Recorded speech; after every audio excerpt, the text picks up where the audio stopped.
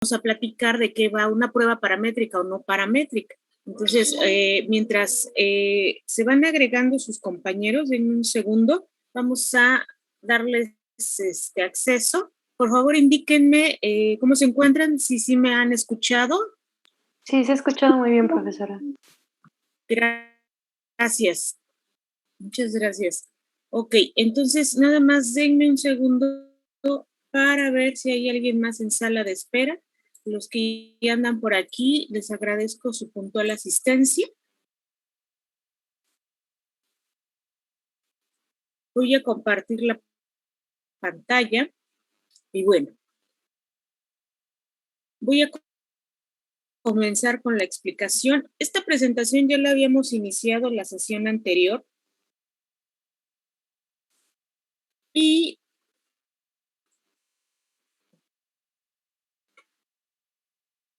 un poco pasmada mi máquina, un poco de paciencia.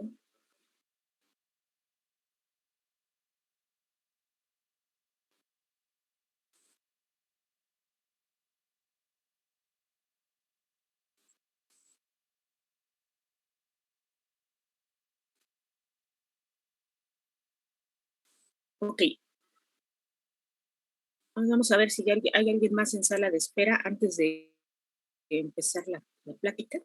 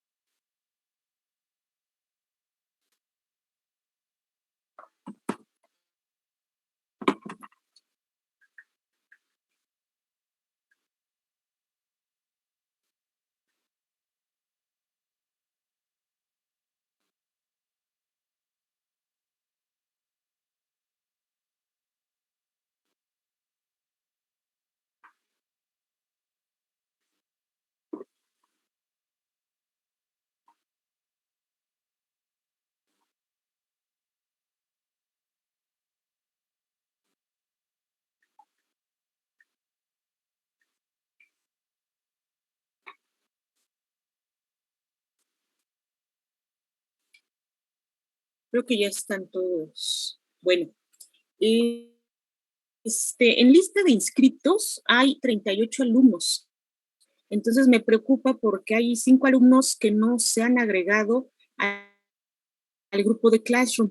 Es importante que ustedes estén en esa plataforma porque a través de ella vamos a estar compartiendo los links para las sesiones de Zoom, para las actividades individuales, para el seminario y también para los exámenes. Lo primero que hay que hacer es organizar. Yo voy a organizar los equipos, pero necesito que todos los que están inscritos en la UEA se puedan anexar, a registrar al grupo de Classroom y yo de ahí generar los grupos.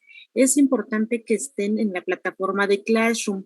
Me faltan 5 personas. Yo ya he enviado la información al CIPI, se las he enviado a través de WhatsApp y a través, bueno, básicamente a través de esas dos formas, ¿no? Entonces es importante que si no están en el grupo de Classroom, que se vayan agregando, por favor. Me faltan 5 alumnos. Ahorita tengo 31 alumnos por aquí en la sala. Entonces necesito que se inscriban todos los, por lo menos los que están interesados en el curso, porque vamos a empezar a trabajar en equipo, a diseñar el experimento y es importante que se anexen todos los alumnos para empezar a colaborarse y trabajar. Por favor, si conocen a alguien que está dentro del grupo y que no anda por aquí, pues hay que avisarle. Yo ya les avisé y yo no sé si ya leyeron mis mensajes del CIPI. Ahí les compartí el link de Classroom y además les compartí la clave, perdón, el número de teléfono para que se agreguen al grupo de WhatsApp. Entonces yo espero que ya todos los que estén por aquí ya estén agregados tanto a Classroom como al grupo de WhatsApp. ¿Hay alguien que falte de los que andan por aquí? Profesor, yo, bueno, aún no me he agregado al grupo de de WhatsApp. Ahorita me mandas un mensaje y lo reviso para agregarte. ¿Alguien más? Yo, doctora. Te falta el grupo de WhatsApp. Adela, sí. Me mandan un mensaje. Claro. También Carlos Tonatiu, porfa, me mandan mensaje. Ya tienen, es que en el CIPI les compartí el número de teléfono y además el link de Classroom. Entonces ahí todos los alumnos tienen que revisar el CIPI al inicio de los cursos para que se comuniquen de inmediato con nosotros, los profesores, y de esa manera ya vamos organizándonos. Ahorita me estoy atrasando en la formación de los equipos porque me faltan 5 alumnos en el grupo de Classroom. Me faltan 5 alumnos, entonces si conocen a alguien, entonces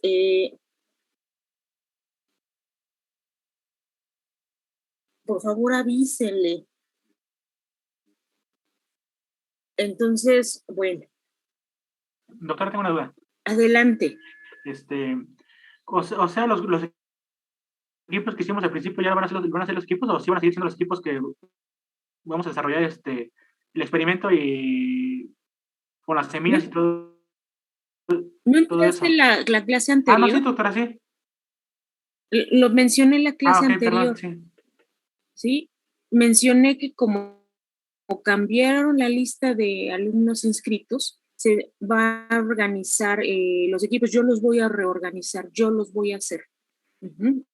Ya no se van a tener esos equipos porque necesito equipos de 5 personas y va a quedar un equipo de 4 personas porque son 38, pero por eso les pido que se unan al grupo de Classroom, porque por ahí voy a mandar toda la información. Si yo veo que ya a partir del día de hoy, si ya no se inscriben al grupo de Classroom, yo voy a trabajar con los 33 que están en Classroom. Entonces yo los voy a organizar para que tengan el equipo y empecemos, arranquemos con ese diseño, con ese experimento que van a hacer para que recolecten datos y los van a interpretar, ¿vale?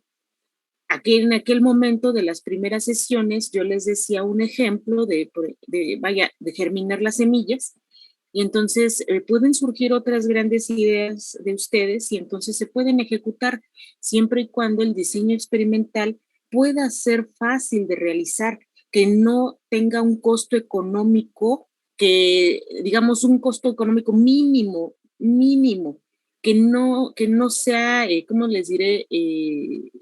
Que les genere demasiado trabajo, que sea fácil, sencillo y que obtengan variables aleatorias dependientes, ¿sale? Pero eso ya lo habíamos mencionado. Espero les quede claro a todos. Muy bien. Bueno. Creo que ya está todo.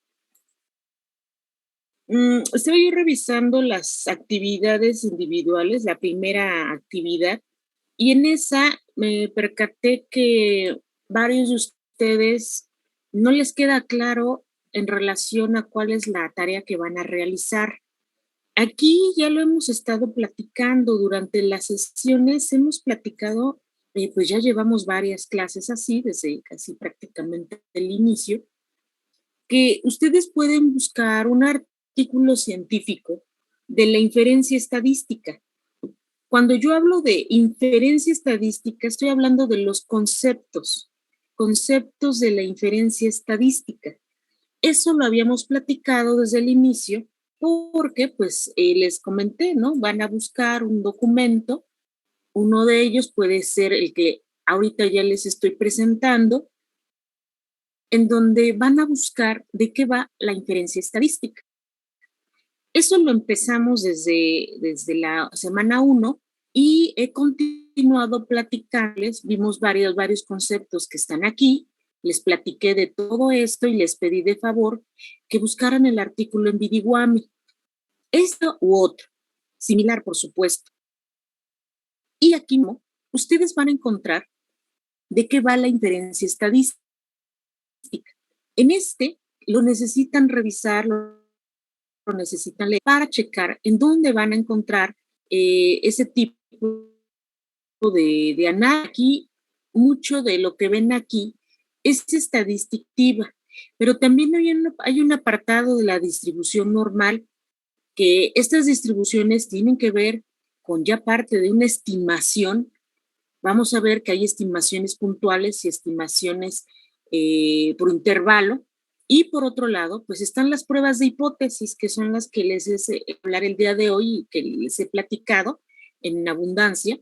Entonces, pueden ustedes revisar este artículo para que puedan observar de qué va esta relación de inferencia estadística. Entonces, este documento necesito que lo bajen de Vidiwami, ¿sale? Ustedes quizás se lo pueden pasar, pero ya es acuerdo entre ustedes. ¿Por qué? Porque si uno hace el trabajo en Vidiwami y el que hace el trabajo, pues quiere compartir el artículo, adelante, yo no tengo problema, pero lo ideal sería que cada uno de ustedes buscara el artículo científico y revisara la información y de eso hacer su presentación. Eso habíamos dicho, entonces ustedes aquí tienen un ejemplo de un artículo donde pueden encontrar de qué va la inferencia estadística, ¿vale? Bueno, ya que la tienen aquí, me voy a la parte de Classroom, en donde en la parte de la teoría vamos a ver quiénes son los que ya nos han compartido este trabajo en clase y que veamos su punto de vista de lo que es la inferencia estadística a través de lo que nos han enviado. Entonces, 13 personas, les agradezco, ya lo han entregado, entonces vamos a revisar estas y de una vez calificarlas. Entonces, de esto nos va a servir como un resumen de lo que vimos las clases pasadas y que además el día de hoy vamos a platicar de las pruebas de hipótesis. Bien, entonces me voy con Erandi Aguilera Quevedo. ¿Sí anda por aquí? Bien, ahorita ya que baje pues ya está bajando la presentación, comparto pantalla.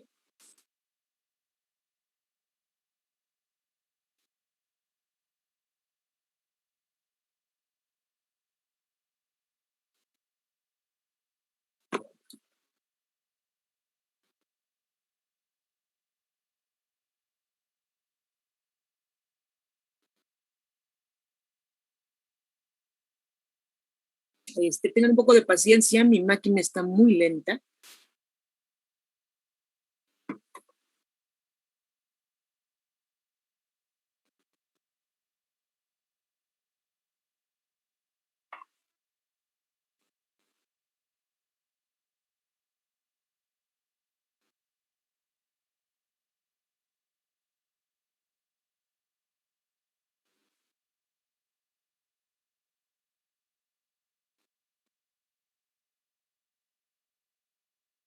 Ahí está. Bien, en este caso,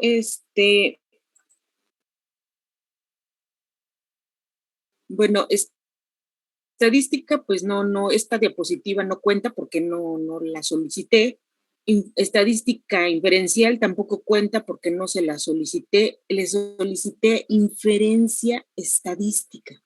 Inferencia estadística, ¿vale?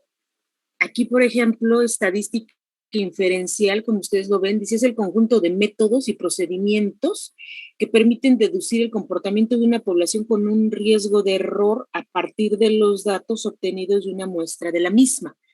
Pero básicamente yo les expliqué en la clase anterior de qué va la inferencia estadística, ¿sale? ¿Alguien me puede indicar la diferencia entre estadística inferencial e inferencia estadística?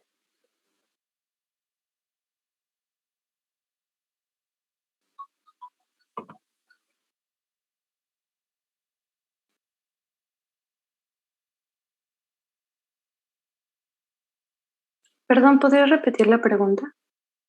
¿Cuál es la diferencia con inferencia estadística?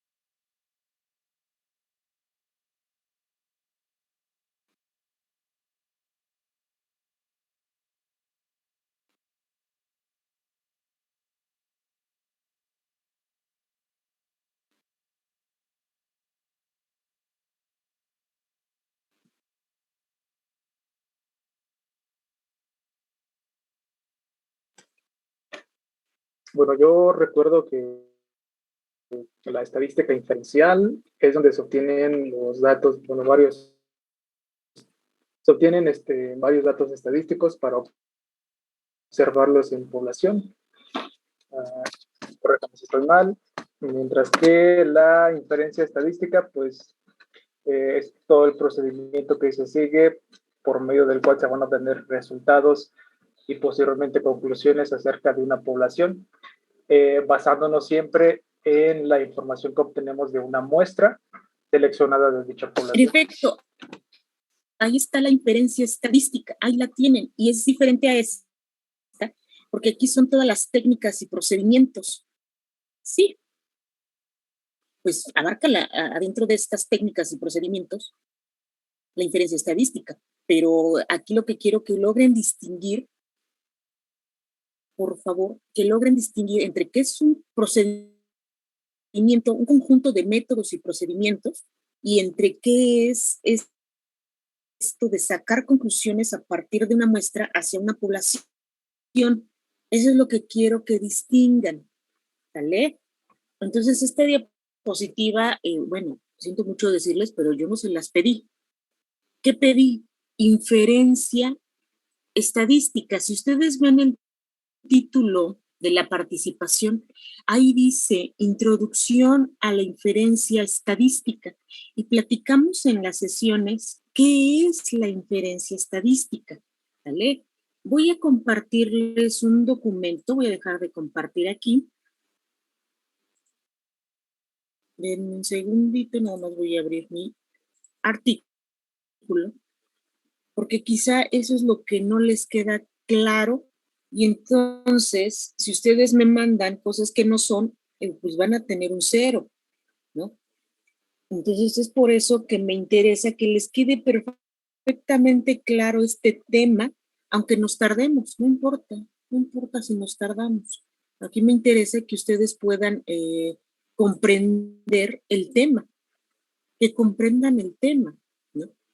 Entonces, por ejemplo, la estimación, que ya vimos más adelante que tiene su compañera, ya ese es un tema muy, muy importante para la inferencia estadística, ¿sale? La estimación, pues también nos van a ayudar a observar que sí son fórmulas, pero son herramientas de estadística que podemos utilizar como estimadores puntuales para que nosotros hagamos esas conclusiones hacia una población.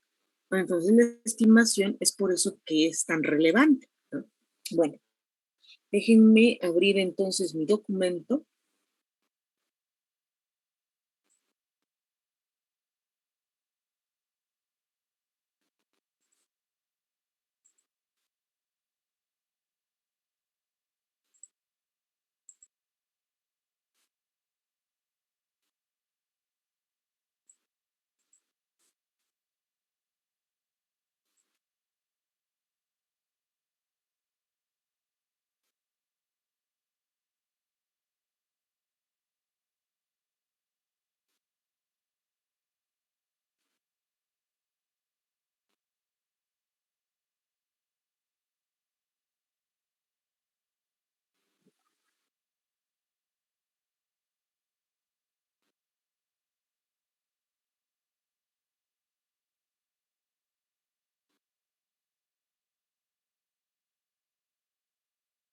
Bueno, no encuentro, no sé si ustedes tengan el libro de bioestadística, que ahí lo van a encontrar. Yo lo voy a compartir aquí.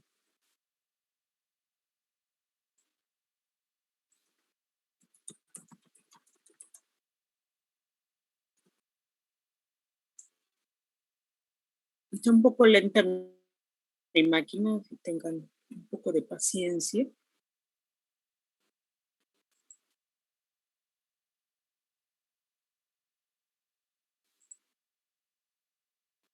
Estábamos platicando de esto la sesión anterior,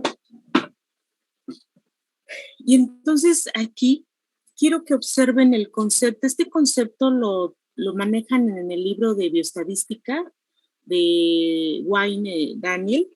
Entonces, quiero que observen que aquí menciona eso, lo que dijo su compañero. Inferencia estadística es el procedimiento por medio del cual se llega a conclusiones acerca de una población basan la información que se obtiene a partir de una muestra seleccionada de esa población.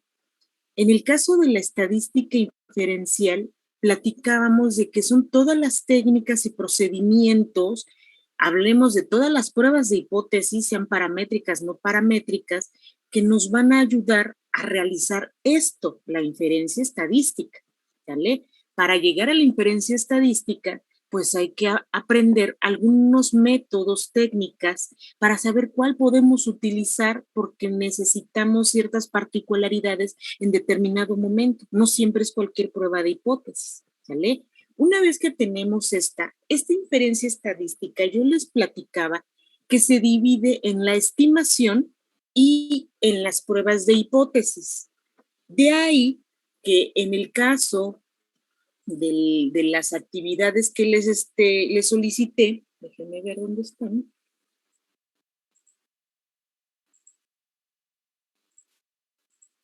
De aquí, yo voy a empezar a revisar y platiquemos de lo que es la estimación. Esa estimación, ustedes la van a revisar y entonces ahí van a ver claramente que ya están hablando, sí, estadística inferencial, pero necesitamos comprender qué técnicas se pueden utilizar y que están incluidas hacia la estimación. ¿Sale? Aquí dice, la estimación es un conjunto de técnicas que nos permiten obtener un valor aproximado de un parámetro poblacional a partir de la información recabada de la muestra. Por favor, no seas malita, Erandi, ¿podrías explicarnos esta diapositiva?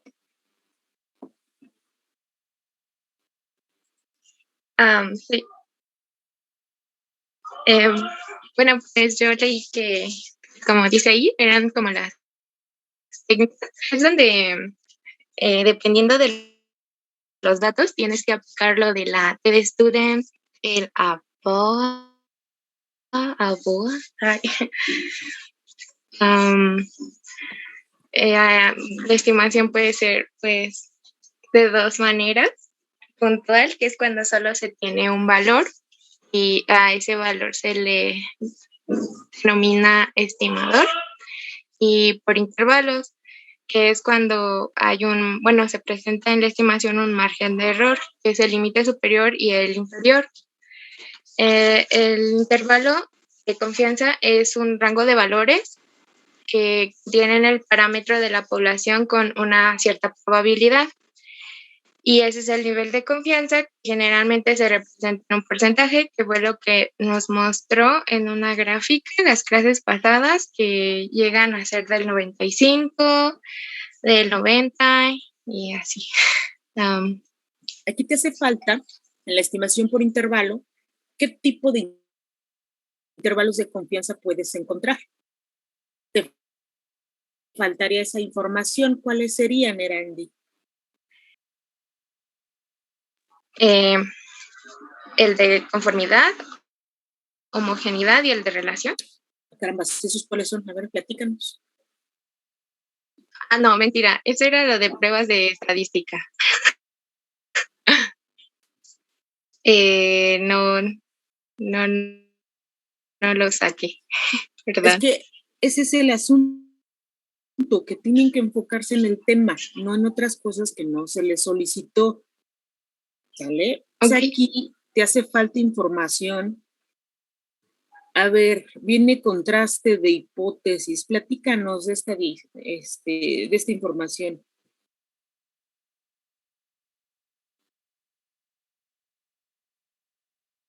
El contraste de hipótesis es cuando ahora sí que se tiene que contrastar lo que sale teóricamente y con lo que se estimó.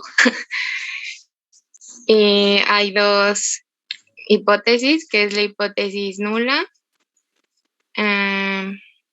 y la hipótesis, no me acuerdo cómo se llama. ¿Le puede bajar?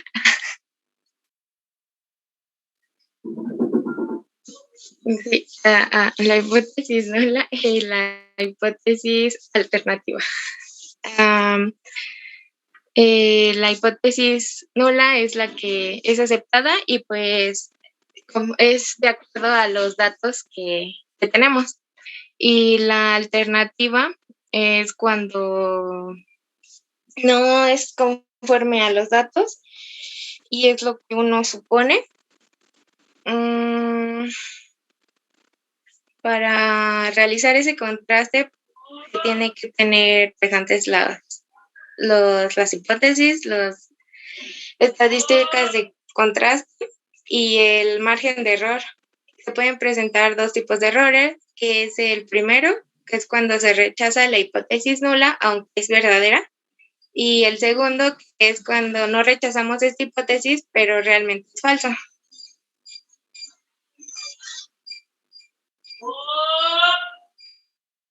Pues mira, información que te puede, digamos, mejorar la actividad, pues es que coloques cuáles son los intervalos de confianza. No me refiero si son del 90, 95, 99, no. Este intervalo de confianza, ¿para qué se saca? ¿Para la media? ¿O para qué se saca? Te falta esa información, Erandi. Solo por haberla entregada ahorita, tienes la oportunidad de mejorarla, ¿sale? ¿Qué? Mejora. Ahorita los que revisemos les vamos a poner así y los que no la han entregado pues ya van a tener mucho más claridad de lo que tienen que enviar, ¿no? Aquí lo que me interesa es que tomen nota de lo que es el tema de inferencia estadística, ¿sale? Yo ya se los platiqué, ustedes ya lo leyeron, ya lo están pasando aquí en sus presentaciones y entonces ya tenemos 3 momentos de revisión del tema y yo pienso que con eso les queda una mayor información y mayor claridad. En tu caso vas a mejorar, no te puedo calificar ahorita, ¿sale? Bueno, muchas gracias, Erandi. Vamos con otra persona más, vamos con Alafita Velázquez Andrea.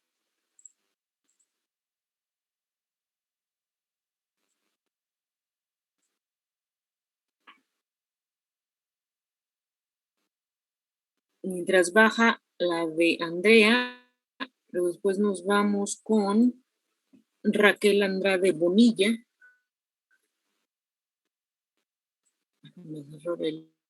Los demás.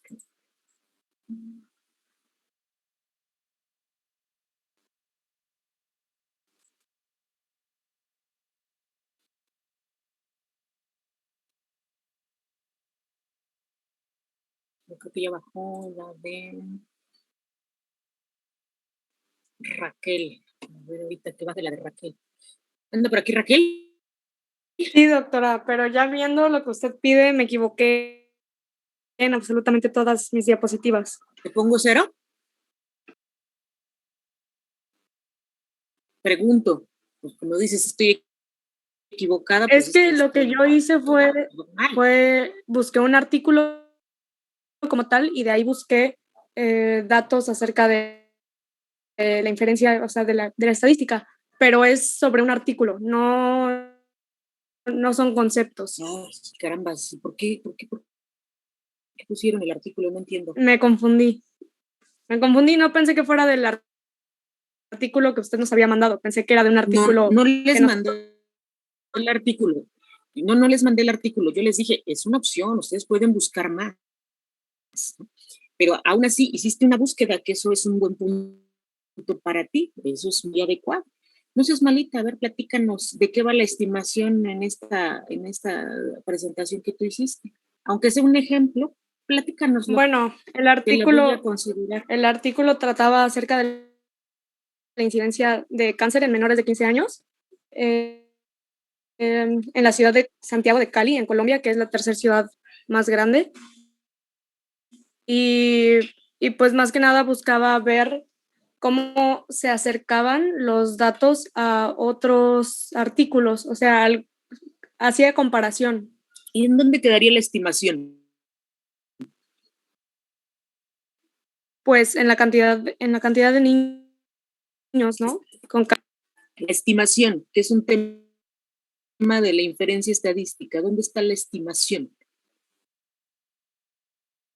No la veo. No. No, ni siquiera está la prueba de hipótesis, no. En efecto, te equivocaste. Sale, mejórala. Sí, doctora, gracias. Sí, no tiene nada que ver con lo que les dejé. Si hubiera sido un artículo científico de investigación y me platicas la prueba de hipótesis, pues te salvabas, porque la prueba de hipótesis sí es parte de la inferencia estadística, ¿no? Como lo mostró su compañera, ¿quién era? Andrea. No. Vamos con Andrea. Anda por aquí, Andrea Maday. Sí, doctora, buenas tardes. Hola. Vamos entonces, ¿qué significa? No me acuerdo, yo no le puse nada, pero a ver, platícanos entonces de esta. Claro, bueno, mi primera diapositiva me centré primero, o sea, qué es la inferencia estadística. Y saqué la definición formal del libro de Wayne, que, bueno, lo define como un procedimiento por medio del cual se llega a inferencias acerca de la población con base en los resultados obtenidos de la muestra que se extrajo de esa población.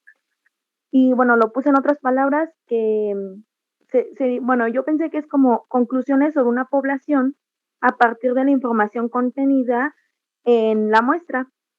Y puse un minimapa en el lado derecho que la inferencia se divide en dos áreas generales, que es la estimación y la prueba de hipótesis. E investigué un poco que la estimación se puede dividir en puntual y bueno, lo puse como intervalar, aunque puede ser de intervalos. Ya en la segunda diapositiva me centré en la estimación. Aquí puse que tiene que ser puntual e intervalar. La puntual, bueno, este es un instrumento estadístico que intenta asignar solo un valor lo más cercano posible al valor verdadero de nuestro parámetro de la población. Y este estimador es de variable aleatoria, según lo que investigué. Y bueno, es necesario considerar aquí los parámetros de las variables para poder, como aquí dice, pues para poder obtener el mejor estimador. Y el segundo, que es el intervalar, es para establecer la precisión o confiabilidad de un estimador puntual. Bueno, yo creo que en la construcción de este intervalo, yo creo que es a partir según yo, es a partir de la información observada y recopilada de la muestra. Y bueno, aquí igual puse que es por intervalos de confianza. Bueno, que aquí están los dos intervalos que mencionaron en la presentación del principio, que aquí es determinar dos valores dentro de las cuales vamos a afirmar que que el parámetro sea verdadero con cierta probabilidad. Y el puntual es uno de los datos que muestra para calcular nuestro valor único, que debe servir como mejor estimación. Igual, bueno, investigo un poco sobre las propiedades deseables de la estimación. Y aquí, bueno, vi que tienen que tener insesgadez, eficiencia, suficiencia y consistencia. Y bueno, un poquito abajo, igual puse la imagen una imagen que se parecía a la clase que tuvimos anteriormente, y que insesgado y eficiente tiene, bueno, le puse un corazón para que piensen que es la mejor, la que se espera. E insesgado, bueno, puse la definición que la media de distribución tiene que ser igual al parámetro para que sea insesgado. Y con respecto a la prueba de hipótesis, bueno, yo puse que, bueno, en la imagen de abajito, puse de que se tiene que rechazar o no el supuesto y puede haber una cierta probabilidad de error. Y esto es mediante un examen de una muestra de la muestra de nuestro supuesto. Y aquí tenemos dos hipótesis: la hipótesis nula, que se debe de probar y formular para realizar nuestra prueba, y la hipótesis alternativa, que es cualquier hipótesis que difiera de la hipótesis nula, o sea, lo contrario. Y aquí, bueno, muestro igual las etapas, que primero es planear la hipótesis nula y la alternativa, el nivel de significancia, que aquí se va a meter el margen de error para poder rechazar la hipótesis nula. Igual, la elección de estadística de prueba, los valores críticos y, bueno, el quinto es el valor real de la estadística de prueba y el sexto es nuestra decisión. Aquí vamos a ver si aceptamos o rechazamos nuestra hipótesis nula. Y puse un cuadrito para, bueno, si la hipótesis nula es verdadera, se acepta, pues es que es la decisión correcta. Y se rechaza por un error tipo 1 alfa. Y si es falsa y se acepta, es un error tipo 2 beta. Y en la última diapositiva bueno, no usé solo un artículo, usé también unos cuantos libros que tenía. Y bueno, esa es mi bibliografía. No sé si estoy bien, doctora. Me dejaste con el ojo cuadrado. Muy bien, muy bien. Esta es la tarea. Excelente. Ya te vamos a devolver esta porque ciertamente colocas lo que se solicitó y eso lo hemos estado platicando. El día de hoy, precisamente con tu introducción, con lo que nos acabas de platicar de las pruebas de hipótesis, pues ya podemos empezar a considerar esta siguiente parte de la inferencia estadística para llevarnos hacia el análisis de varianza de una sola vía, que es el tema que vamos a revisar a continuación. Para irnos hacia ese camino, necesitamos comprender perfectamente de qué va la prueba de hipótesis, ¿sale? Y ya con tu explicación que ha sido muy clara, muy concisa y precisamente es lo que se les olvidó, yo espero que tus compañeros puedan tomar nota de la información que se les solicitó y realmente es esto, ¿sale? Entonces, muchas gracias, Andrea, te quedó muy bien, ya te regresé tu 10. Gracias. Muchas gracias, Andrea. No sé si alguno de tus compañeros tenga duda de la actividad que deban entregar. ¿Alguien? Que con esta información ya puedan hacer su tarea. Sí, yo creo que sí. Sí, profesora. Sí. Ok. Entonces, esto es justamente toda esta parte de la estimación por intervalos de confianza se vio en bioestadística 1. Vimos un poquito de las pruebas de hipótesis porque se habló de la T-Student para una media, para la diferencia entre las medias. Y entonces ese tipo de pruebas de hipótesis también es un proceso, es un ordenamiento de pasos que hay que seguir para precisamente llegar a la inferencia, o sea, a llegar a la conclusión hacia una población a través de mis datos recolectados, a través de una muestra, ¿vale? Aquí lo que me interesa que también recuerden es en qué consiste una hipótesis. Recuerden que hay diferentes tipos de hipótesis. Hay la hipótesis de investigación, se encuentra la hipótesis de investigación, perdón, están las hipótesis estadísticas, y dentro de las hipótesis estadísticas está la hipótesis nula y la hipótesis alternativa. Entonces ya tenemos ahí tres grandes conceptos. En primer lugar, ustedes pueden manejar, me imagino ya a estas alturas, la hipótesis de investigación. Estos enunciados en donde ustedes van a plantear un probable suceso porque van a hacer algo, ¿no? Están pensando en que va a suceder algo ante un tratamiento con una unidad experimental y esa unidad experimental va a responder y entonces están planteando qué es lo que va a responder la unidad experimental. Eso es una hipótesis. Las hipótesis de investigación, recuerden, van a tener tres elementos: la unidad de análisis o en su caso la unidad experimental, que, bueno, para el caso es lo mismo, las variables independientes y las variables dependientes. En el caso de las hipótesis estadísticas, son planteamientos estadísticos, son enunciados estadísticos y como tiene que ver un poquito con matemáticas y los parámetros poblacionales, las hipótesis estadísticas se plantean en términos de parámetros poblacionales en si son iguales para el caso de la nula, es decir, la igualdad siempre la vamos a encontrar en la hipótesis nula y la diferencia, el mayor que o el menor que, siempre lo vamos a encontrar en la hipótesis alternativa. Una de las cosas que van ustedes a observar es que la hipótesis alternativa se parece muchísimo, muchísimo a la hipótesis de investigación. Entonces, la contraparte sería la hipótesis nula, ¿no? Entonces, vamos a ver que estas dos hipótesis tienen que ser contrapartes porque solo nos podemos quedar con una de acuerdo al planteamiento de la distribución que se genere, de acuerdo al valor crítico, y entonces solo una se puede uno quedar, no las dos. Y entonces, pues eso va a depender de qué técnica utilicemos. Las pruebas de hipótesis se van a dividir en dos, en pruebas paramétricas y pruebas no paramétricas, que ahorita me voy para allá, ¿sale? Ahorita, antes de empezarnos para allá. ¿Alguien tiene alguna duda de esta tarea? Bueno. No, profesora. Los que han entregado, ¿la entregaron similar a su compañera? A mí al menos yo creo que me faltó. ¿Quién es? Keren.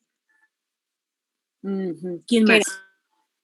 Yo considero que la mía está dentro de los parámetros. Ali Noé. Vamos a ver, Ali. Puede que me equivoque, pero creo que hice un buen trabajo de investigación. Muy bien, Ali, vamos a verlo. Déjame cerrar esta. Ya abrí tú. ¿Eres Ali Noé Jiménez Barazo, correcto? Sí. Danos un segundito para que baje la presentación.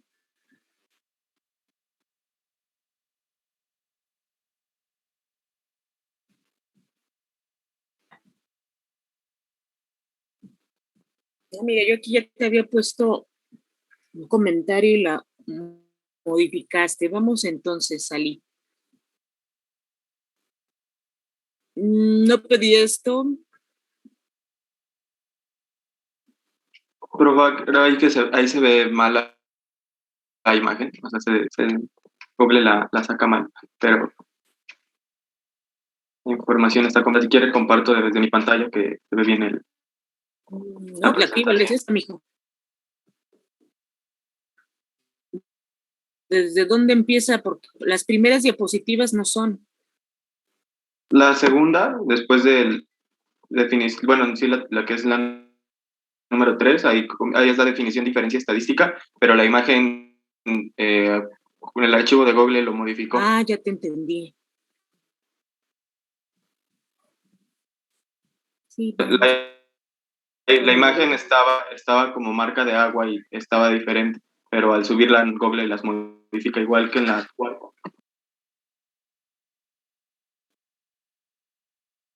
Dice estadística inferencial. No pedí estadística inferencial. No, pero la utilizo como parte de mi definición, pero. No, o sea, no sé si me explico. Seguramente sí saben qué es estadística inferencial, por eso no se las pedí. Lo que me interesa es que comprendan la introducción a la inferencia estadística. Entonces yo quisiera que me dijeras desde dónde dices viene la inferencia estadística para que nos las platiques. Hablo de la inferencia estadística desde la diapositiva 3. De hecho, coloqué las definiciones de estadística porque consideraba que era importante para poder realizar la explicación de qué era la inferencia estadística. No, pero. Compréndeme. El tema no es estadística inferencial, no te la voy a evaluar. No. Si para ti es necesaria, tú anótala en tu libreta, pero lo que yo voy a revisar es la información de la inferencia estadística. Quiero que me comprendas eso. Sí, y por eso está de sobra. hablo de inferencia estadística. Ahí hablo de inferencia estadística. ¿A dónde? En la segunda, pero lo corrijo, no se preocupe, profesor, No, para que que quede... no me preocupe, no, yo no me preocupo. Quiero que me comprendas cuál es el objetivo de esta tarea. Que ustedes comprendan de qué va la inferencia estadística. La estadística inferencial no se la solicité. Quiero que me comprendan eso. Sí es importante, lo sé, pero no se las solicité. ¿Por qué? Porque no nos las está pidiendo el contenido sintético. Entonces, pues ciertamente, pues tienes que mejorarla. Y bueno, veo por un lado que con la estimación, que yo consideraría desde esta diapositiva, y también colocaste las pruebas de hipótesis, que eso también es importante. Para el caso de estimación, lo que necesito es que cuando ustedes hablen de la estimación por intervalo, yo les platicaba que existen muchos tipos de intervalo y eso es lo que me parece le deben de sumar a su documento. La estimación por intervalo, que ya bien dijeron, se necesita un estimador puntual, se le va a sumar, se le va a restar para generar los límites del intervalo, un coeficiente de confiabilidad y además ese coeficiente de confiabilidad, que son las desviaciones estándares que se podrían sumar o restar, se multiplica por un margen de error que a su vez pues va a estar asociado con el error estándar. Ahí van a ustedes observar que existe para la media, para la diferencia entre las medias, y es dependiendo qué es lo que ustedes van a trabajar. Necesito que ustedes mencionen qué tipos de intervalos de confianza pueden encontrar para una media, para la diferencia entre las medias, para una proporción, para la diferencia entre las proporciones, para la varianza, para la razón de varianza. Eso es parte de la estimación por intervalo, ¿vale? Eso sería lo que les faltaría. Entonces, pues hay que corregirla para Ali. Diego Ruiz quiere participar, adelante. Sí, es que entonces, bueno, creo que me confundí porque yo más bien saqué todas esas cosas de inferencia estadística y demás, pero para analizar un artículo científico, pero más bien es de un artículo sobre estadística inferencial, hablar sobre ese artículo y no sacar toda la estadística inferencial de un artículo científico ya. A ver, estadística inferencial no se la solicité. El título de la actividad dice Introducción a la inferencia estadística. Bueno, hablando de todo eso de estimación y de hipótesis, o sea, más bien sacar un artículo que hable de estadística sobre eso, porque yo hice, bueno, se va a dar cuenta, hice ese análisis de estimación y pruebas de hipótesis, pero ya de un artículo pues científico. A ver, te puedo sacar 10 si me lo explicas. Adelante. Bueno, pues, bueno, mi artículo es sobre cómo la obesidad tiene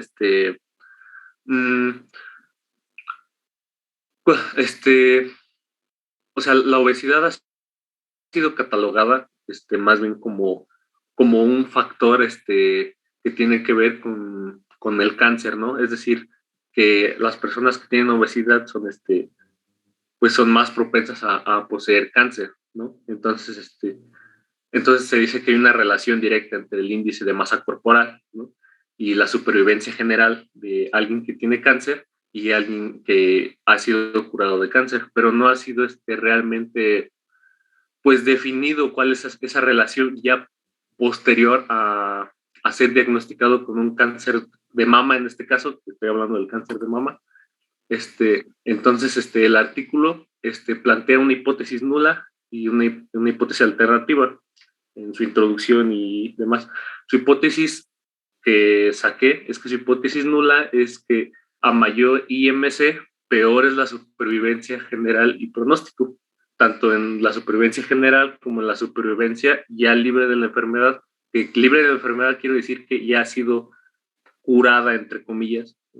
Entonces, a su vez, la hipótesis alternativa entonces va a ser algo totalmente contrario a eso, ¿no? Que a mayor IMC es mejor la supervivencia y el pronóstico. Entonces, se hizo el estudio con dos formas del tipo de cáncer de mama, que es el temprano y el avanzado o tardío, ¿no? Para el estudio del temprano se disponía de los siguientes datos, que es datos de 5.099 pacientes con cáncer de mama temprano HER2, eso lo olvidé mencionar, es cáncer HER2 positivo, de los cuales 102 tenían bajo peso, 2.433 peso normal, 1.680 sobrepeso y 863 obesidad.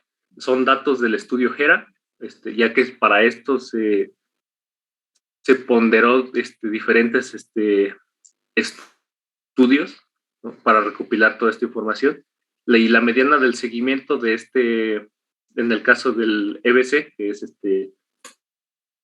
cáncer de mama temprano, es de 132 meses.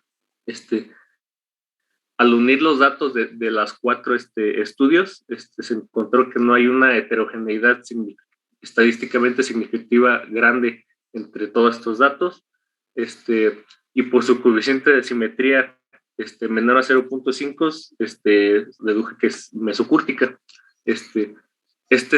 Su valor para el P asignado del SG es de 0.001 y el encontrado es de 0.001. ¿Esto qué quiere decir? Que la hipótesis nula es verdadera en este caso para SG. Ahora, el valor P asignado para SSG fue de 0.061, y como el P obtenido fue menor, es decir, de 0.003, quiere decir que también en este caso es aceptada la hipótesis nula. Y abajo, bueno, no sé si puedo bajarle un poquito. Y abajo justamente se corrobora esto, ya hablando estadísticamente en estas curvas de Kaplan-Meier, que no sé si puedan observar. No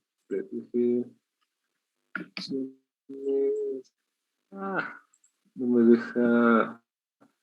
Bueno, básicamente, como se puede ver, la hipótesis nula es que a mayor IMC, peor era el pronóstico, ¿no? El pronóstico y la supervivencia, tanto la supervivencia en general como posterior a la enfermedad, a la cura de enfermedad, muy entre comillas, ¿no?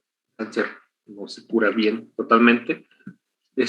Y realmente aquí se está viendo en la curva de Kaplan-Meier que es verdad, porque como pueden ver hay mayor supervivencia, tanto en general como posterior a la enfermedad, para las personas que tienen un peso normal frente a los que tienen obesidad o sobrepeso, que la supervivencia es más pobre, y es ligeramente pobre entre ambas, porque no hay una, como ya mencioné, no hay una heterogeneidad realmente grande. Y después la siguiente, que es ya el cáncer de mama avanzado.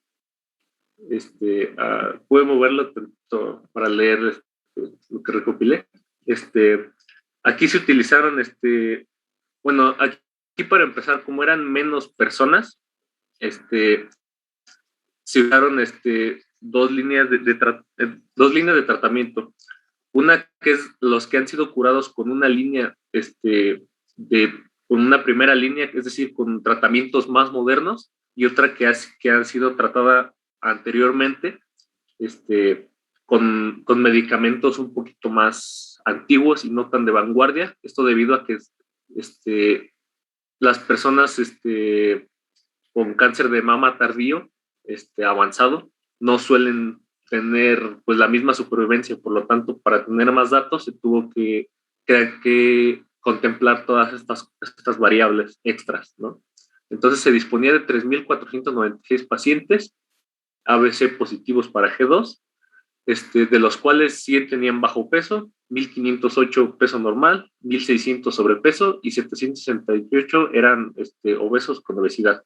La mediana de seguimiento fue de 50 meses en el estudio de Cleopatra, de 35 meses con su intervalo de confianza fue 34 y 36 para Marianne, de 47 meses con un intervalo de entre 46 y 49 en el estudio de Emilia, y de 35 meses, siendo su intervalo de entre 35 y 36 en Terza. Y esto que no lo mencioné en la pasada, pero tanto en EBC como en ABC, el intervalo de confianza fue dado del 95%.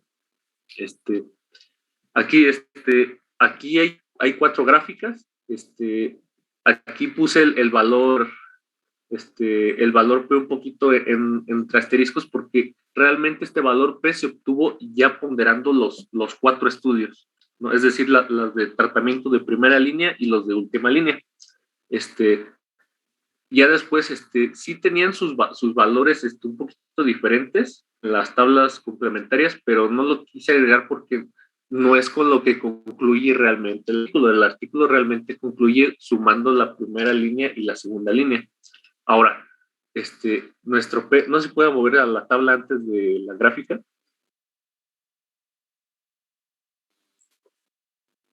Un poquito a la izquierda.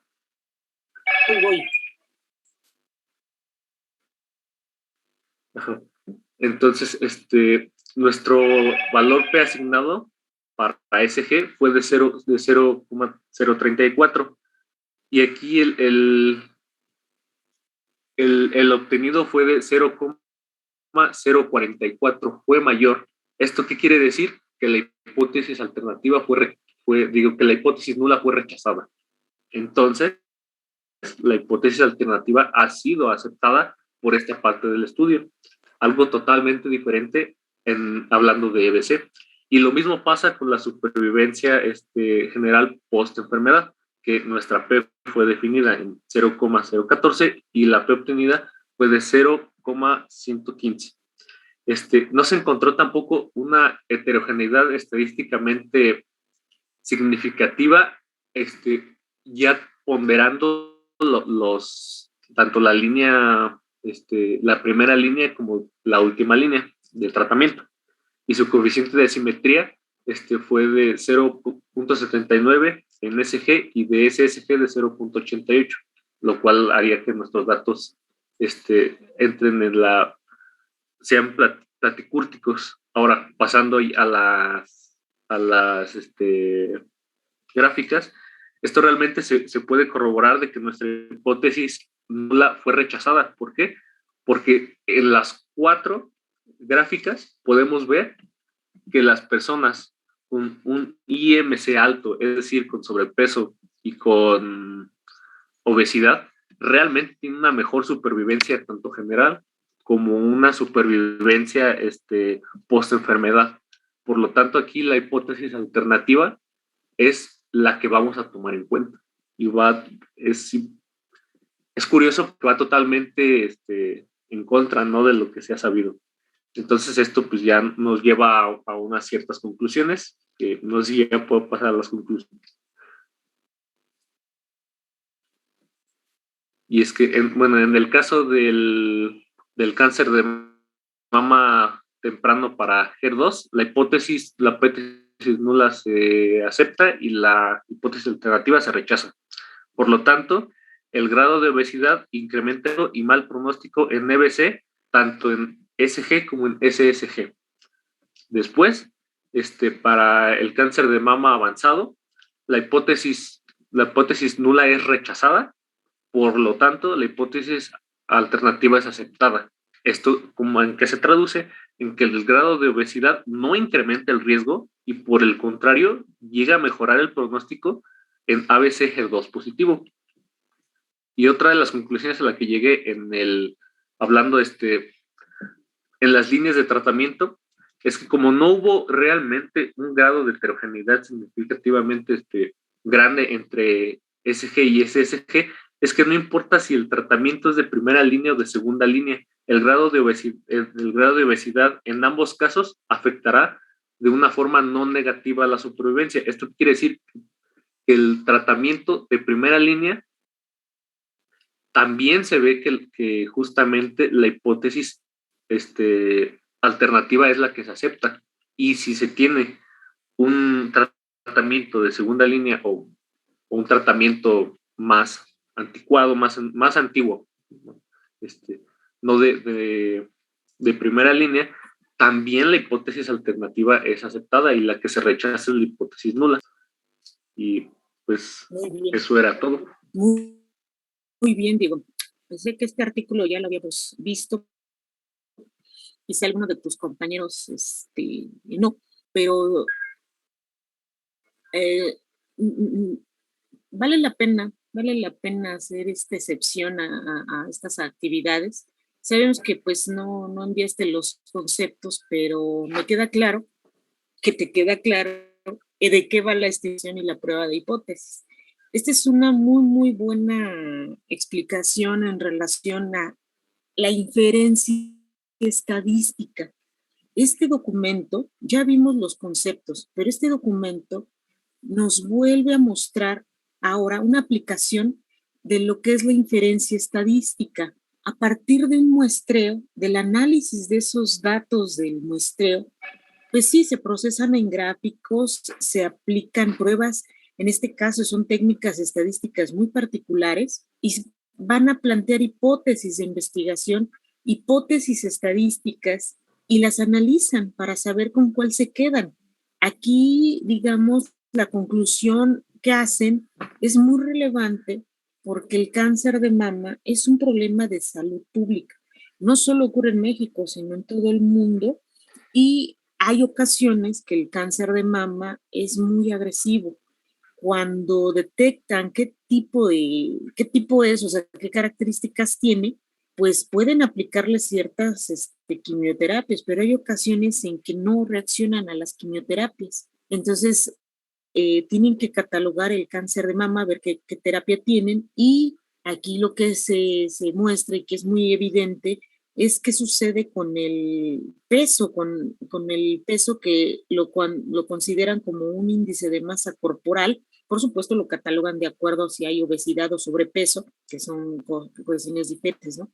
Y entonces aquí realmente se ve la relevancia de que a partir de una muestra se aplica un procedimiento que es una prueba de hipótesis o varias pruebas de hipótesis, y se llega a una conclusión hacia una población objetivo. Aquí la población objetivo son las mujeres que tienen cáncer de mama. ¿Cuál sería la muestra, Diego? ¿Cuál sería la muestra que procesan? Recuérdame nada más de dónde sacan estas gráficas. Bueno, las gráficas las están sacando son 4 diferentes muestras que son obtenidas de 4 diferentes estudios, es Cleopatra, Emilia, Terza y Gera. Sí, pero, o sea, no solo son 4, digamos, individuos, sino abarca muchos datos. Sí, la primera serán 5,000, un poquito más de 5,000 personas con cáncer de mama positivo temprano, y después son como 3,400 de cáncer avanzado de mama positivo para HER2 también. En efecto, ¿no? Y entonces aquí estos autores hacen una contribución, un granito de arena, para tratar de comprender qué está sucediendo con el cáncer de mama, cuáles son los factores de riesgo, que son muchísimos, pero aquí ya lo están asociando con la situación de la obesidad. Entonces, hay muchos más, ¿no? Pero es un granito de arena. Aquí ya están haciendo ciencia, ¿sale? Entonces, sí, vamos a considerártela. Aquí vemos, por ejemplo, la estimación a través de los intervalos de confianza, ¿no? Las pruebas de hipótesis, a través del planteamiento de estas hipótesis estadísticas, utilizan bases de probabilidad para saber con cuál se quedan, si la alternativa, y sacan conclusiones que son las que se muestran aquí. Ya están haciendo una aportación. Esto ya es una aplicación de la inferencia estadística, ¿sale? Esto es inferencia estadística. Solo por eso, pues, voy a hacer una excepción en este sentido para Diego Ruiz, que nos hizo esta explicación y pues sí, vamos a aprovechar que tienen esta capacidad y disponibilidad de comprender rapidísimo un artículo científico, entonces sí, no tengo ningún problema de ponerte el 10 y aquí ya tenemos ya dos partes, ¿no? Que, bueno, no la solicité, pero me has convencido. Por un lado, los conceptos, no sé. Pero está bien. Muy bien. Gracias. Si alguien más presentó un artículo científico, se lo voy a considerar, solamente que le voy a pedir el favor que anexe las diapositivas de los conceptos de la inferencia estadística, la estimación y la prueba de hipótesis. ¿Sale? Ahora, si alguien más... Yo lo hice, bueno, similar a lo que comentó. Lo hice similar, adelante, pero creo que le mandaron conceptos. Perdón, casi no te escucho. ¿Quién es? Flores García. Así, adelante, Fernando. Adelante. ¿Comparto o usted comparte? ¿Quieres ver tu tarea? Es que no te entendía. Ok. Sí, es que te escucho un poquito bajo del audio, entonces... Es que son problemas. Vamos a ver. Ahorita que se baje tu presentación, me dices.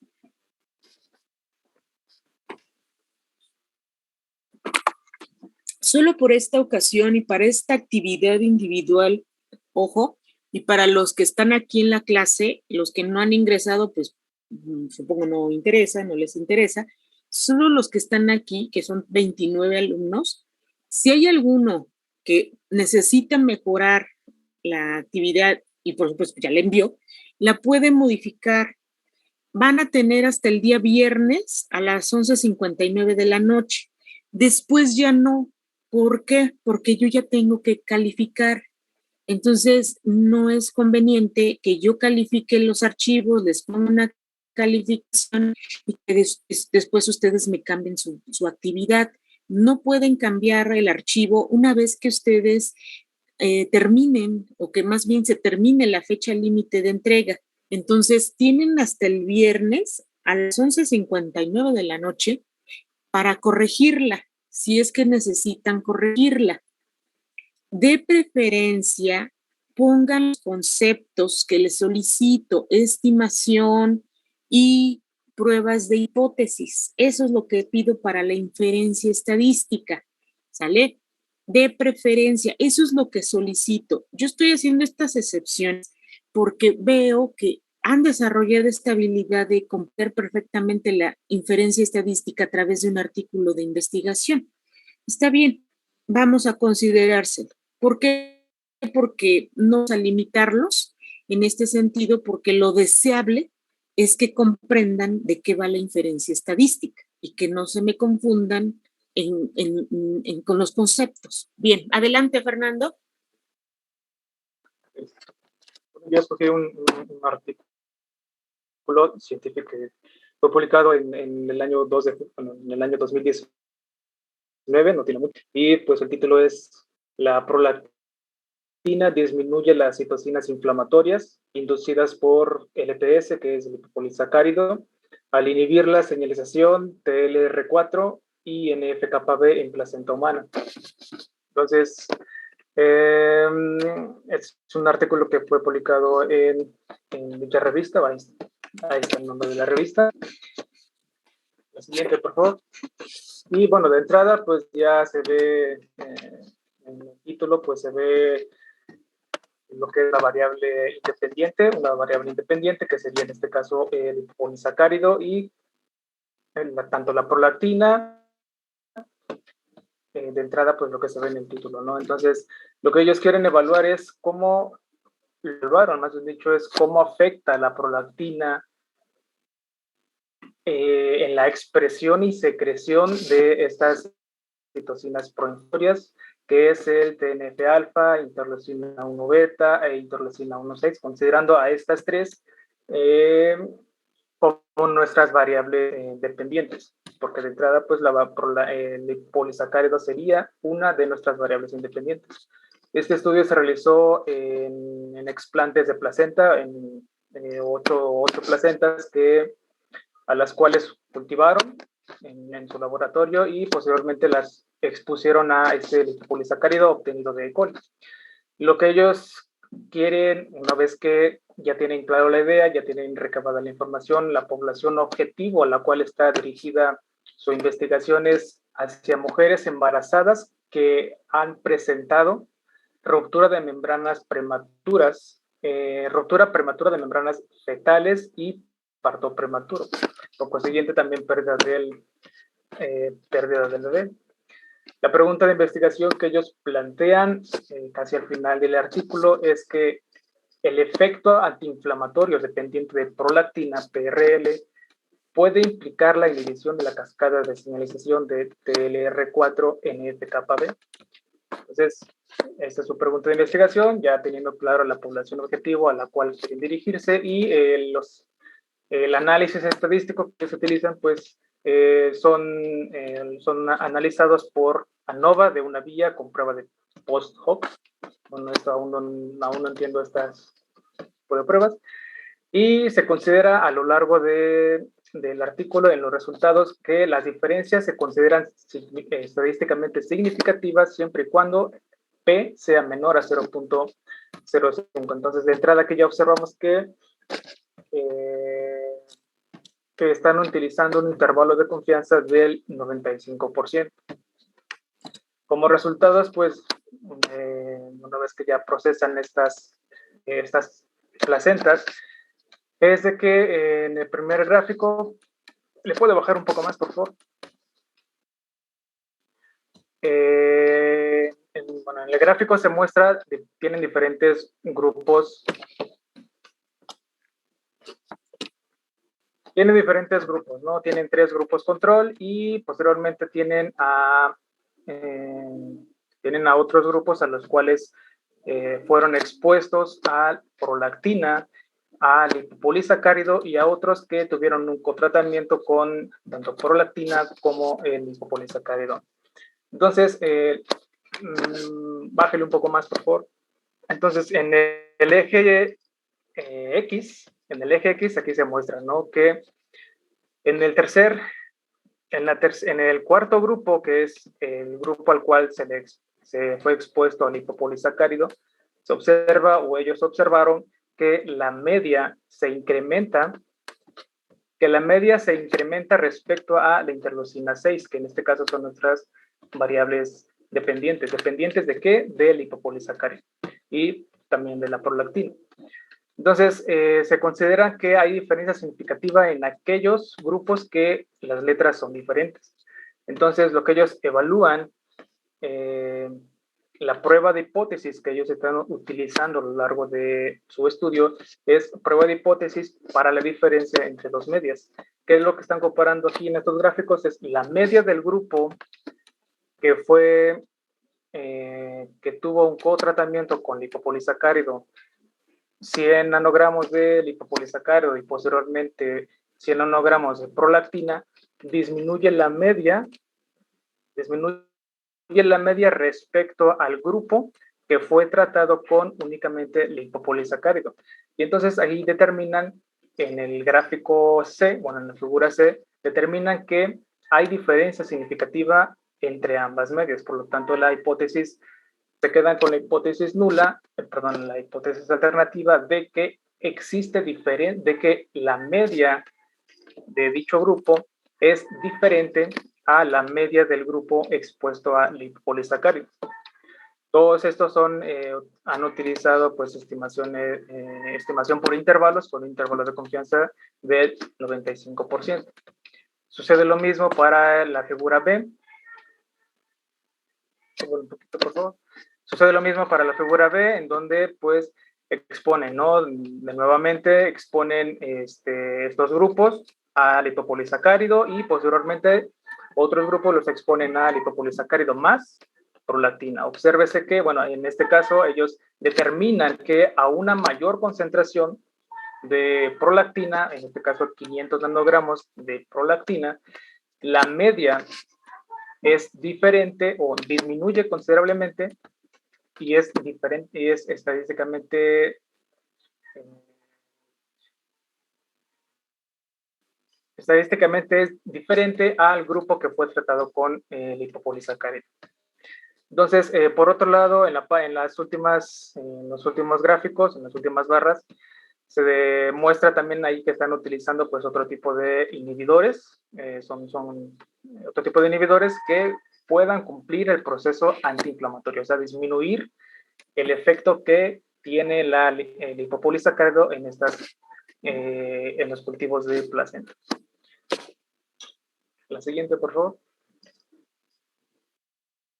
Entonces, por un lado, la diapositiva de abajo era únicamente la secreción de estas citocinas proinflamatorias. Entonces, después ellos siguen recabando más información para respaldar aún más sus resultados, y entonces lo que ellos quieren determinar es qué tanto se está expresando a nivel intracelular estas citocinas proinflamatorias, y tenemos aquí lo mismo, ¿no? Entonces, tienen sus grupos controles como variable en el eje X, tienen a sus variables independientes, en este caso son diferentes concentraciones de lipopolisacárido y prolactina, estos inhibidores que cumplen la misma función antiinflamatoria, y los grupos control, ¿no? Entonces, lo que ellos siguen evaluando aquí es si hay diferencia significativa entre la media del grupo tratado con 500 nanogramos de lipopolisacárido más 500 nanogramos de prolactina respecto al grupo que fue tratado únicamente con lipopolisacárido. Y entonces en el gráfico B ellos observan que sí existe diferencia significativa entre el grupo tratado con, que sería 3, en la gráfica, bueno, en la barra 7, respecto a la barra 4, que es el grupo tratado con lipopolisacárido. Entonces, ahí hay una diferencia significativa. Como les digo, el intervalo intervalo de confianza sigue siendo del 95%. Se quedan con la hipótesis alternativa de que existe diferencia, de que las medias son diferentes. La media del grupo de la barra C es diferente a la media del grupo de la barra 4. Sucede lo mismo en la imagen C, en el gráfico C, siguen comparando cómo es el efecto, cuál es el efecto. En las primeras 3, que es en la barra más oscura, si las comparan con la barra 4, 5 y 6, no hay diferencia significativa, pues las letras son iguales, pero no así con la barra 7, que pues sí existe una diferencia significativa en respecto a las medias, ¿no? Y también lo observan con el grupo que fue tratado con DMX, que es dexametasona,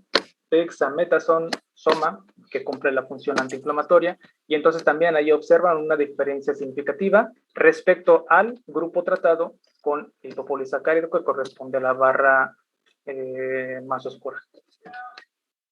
Entonces siguen aquí utilizando la prueba de hipótesis para la diferencia de dos medios, ¿no? Entonces ahí siguen comparando las medias de cada grupo. Finalmente, pues ellos siguen utilizando otro punto a determinar, que determinaron es que la prolactina reduce la señalización inflamatoria en la placenta humana a través de una menor expresión de los receptores tipo TOL 4, que son los TLR4, y por consiguiente el bloqueo de la fosforilación de NF-κB, que finalmente esto da como consiguiente la expresión de los genes de estas citocinas proinflamatorias. ¿Puede bajar un poco más?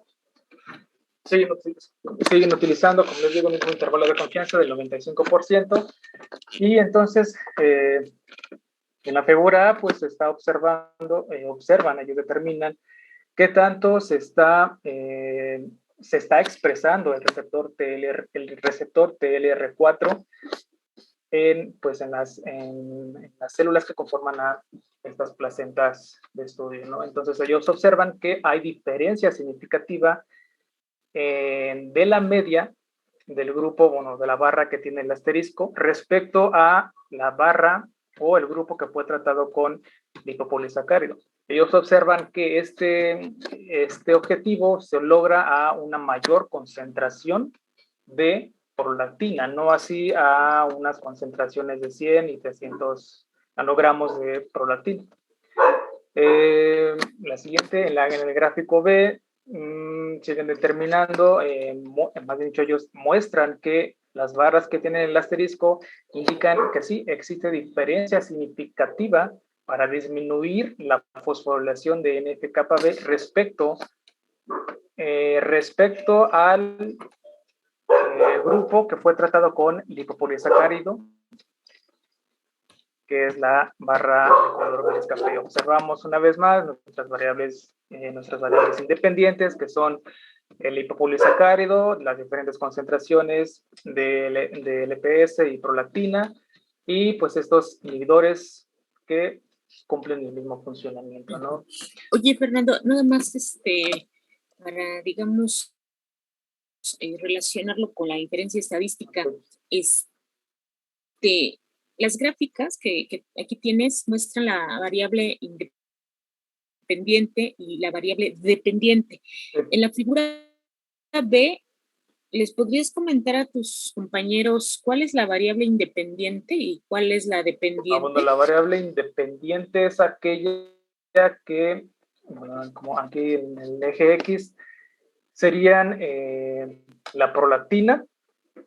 La prolactina, el propio lipopolisacárido, pues es la prolactina, que es el interés, ¿no? Lo que les interesa a ellos. El lipopolisacárido y posteriormente, pues ya el cotratamiento, ¿no? Juntando tanto lipopolisacárido un día y al día siguiente agregan la prolactina, ¿no? Entonces, las que enmarcó la profesora en color anaranjado serían sí son nuestros grupos, pero en estos grupos se les ha agregado o son expuestos a la variable independiente. Como variable dependiente es la respuesta celular que ellos esperan se produzca en esas células, ¿no? Que en este caso es qué tanto se está fosforilando. Obviamente ellos lo miden en absorbancia y a partir de ahí pues determinan la concentración, qué tanto se está fosforilando, en este caso el NF-κB, o qué tanto se está expresando el receptor en el gráfico 4, el receptor TL4 en nuestras células, ¿no? Recuérdame, por favor, ¿qué significa esta línea de la barra y qué significa esta línea perpendicular?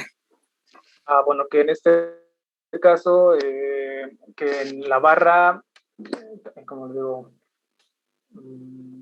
aquí también me ayuda. La línea, bueno, la línea horizontal sería la media, serían las medias de cada uno de los grupos controles, y pues ya la barra, no sé el nombre, es la línea perpendicular.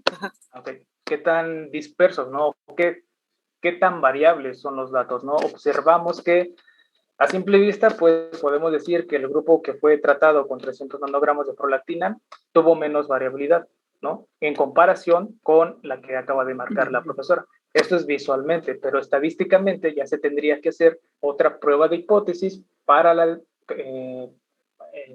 diferencia entre variantes. Sí. Aquí lo que le preguntaba a Fernando es esto, ¿por qué hacen el análisis de datos estadísticos de sus muestras? Aquí, ¿cuál es la unidad experimental, Fernando? La unidad experimental serían las 8 placentas. Serían las placentas. Fíjense, trabajan con 8 placentas, nada más con 8. Pues van a decir, híjoles, es poquito. No. Esa cantidad fue suficiente para poder llegar a una conclusión que va a beneficiar a la población objetivo. Y aquí está la importancia de esta investigación y el por qué la importancia de la inferencia estadística. Esto, ¿qué sucede en el caso de las mujeres embarazadas y tienen una ruptura prematura de membranas fetales? ¿Qué les sucede, Fernando? ¿Se pueden morir? Más probable no se muere, la mamá no se muere, pero sí pierde pierde el producto, ¿no? Lo más probable.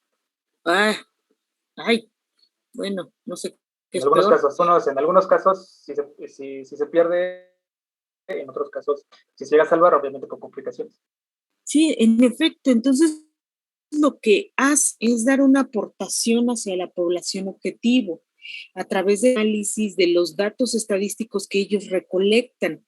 Aquí me parece muy, muy importante que visualicen que tienen muchas variables aleatorias. ¿Cuáles son las variables aleatorias?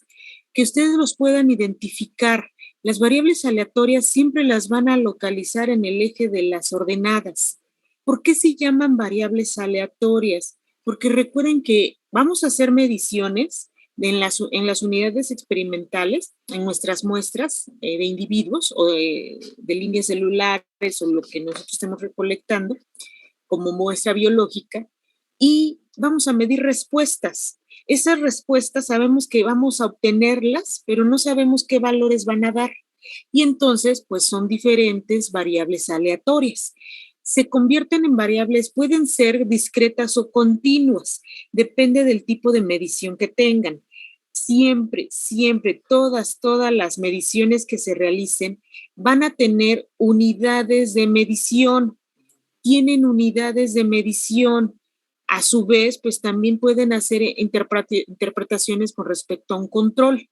Pero aquí lo que quiero que observen es que tienen mediciones y siempre en el eje de las Y encontraremos las variables aleatorias dependientes o las respuestas de las unidades experimentales que fueron tratadas pues con los diferentes, las diferentes concentraciones de los tratamientos, ¿no? Aquí, por ejemplo, nos mencionaba Fernando que tienen estos tratamientos. Se le agrega otro más que es el tiempo. Si ustedes ven aquí, lo analizan a través de este tiempo y entonces este análisis de la muestra de, además, representatividad de una medida de tendencia central y medidas de dispersión, ayudan a dar un análisis por medio de las pruebas de hipótesis que abarcaron muchas pruebas de hipótesis. La primera es un análisis de varianza que creo que nos mostró Fernando, pero antes de hacer un análisis de varianza se debe de hacer unas pruebas de hipótesis que tengan que ver con la distribución normal de los datos.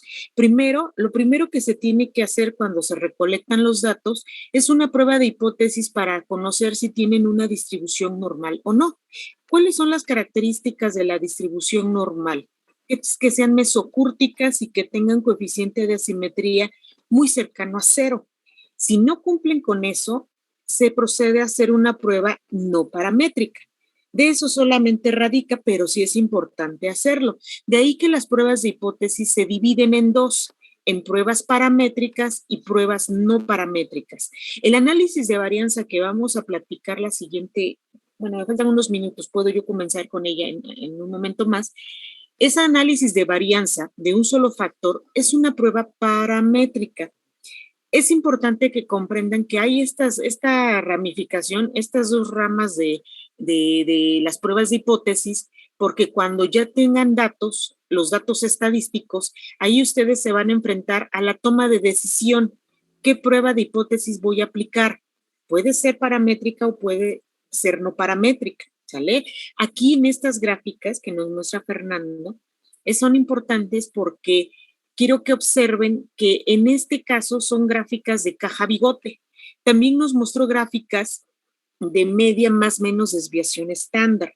Necesito que hagan este tipo de gráficas, que ahorita les muestro un paquete de datos para que comencemos una nova con esos datos y que ustedes puedan distinguir qué significa este valor, qué significa esto y qué significa esto.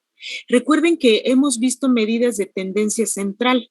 La medida de tendencia central mediana es un acomodamiento de los datos y la mediana es que está justo al 50% de la localización de todos esos datos. Siempre va a estar al 50%, es una medida de localización. Y estos bigotes que ustedes observan, recuerden que se saca algo que se llama rango intercuartil, ¿no? Y entonces nos va a mostrar la dispersión de nuestros datos, que es una medida de precisión. La mediana podría ser una medida de exactitud, es decir, que tanto se alejan estos bigotes a la mediana. Además, puede ser posible que se le agregue aquí mismo la media muestral. Puede ser. Hay gráficas que en ocasiones así las hacen. Aquí en varios grupos. Aquí, por ejemplo, en esta gráfica, que me gustó mucho, para que ustedes vean el comparativo, tienen a las medias muestrales y lo que se hace es sacar un límite superior de un intervalo de confianza generado de la media más la desviación estándar de la muestra, o en este caso habrá que ver si es el error estándar de la muestra. Se puede sacar para ambos casos, ¿no? Cada uno tiene su validez y el por qué hacerlo. El que nosotros vamos a trabajar en primera instancia es la media más la desviación estándar y media menos desviación estándar. Vamos a ver estas gráficas y vamos a ver precisamente que si yo hago una gran media de medias, es decir, tomo todos los datos y los divido entre la n, voy a tener una línea y quiero ver quién está dentro de un intervalo de confianza y quién está por afuera de ese intervalo de confianza. Los que estén adentro quiere decir que son iguales a la media poblacional. Los que están afuera van a decir que son diferentes a esa media poblacional. Eso lo vamos a ver ahorita. ¿Sale? Entonces ahí tenemos este ejemplo adicional de la inferencia estadística, ¿no? Entonces no le veo problema, veo que ya aquí ya incorporaron, gracias Fernando, incorporaron variables independientes, dependientes, un grupo de datos, los analizan con pruebas de hipótesis, se apoyan con intervalos de confianza y esto es la estimación, nos lleva entonces a visualizar que el análisis de este grupo de datos estadísticos nos llevaron, más bien a los autores, los llevaron a una conclusión hacia una población objetivo, ¿sale? Entonces sí, sin problema, Fernando, me parece buen ejemplo, buena aplicación y te vamos a colocar la calificación. Muchas gracias, Fernando. Gracias, profesor. Levantó la mano alguien antes de... Yo, profesora, perdón, Carlos Donatio. A ver, adelante, Carlos.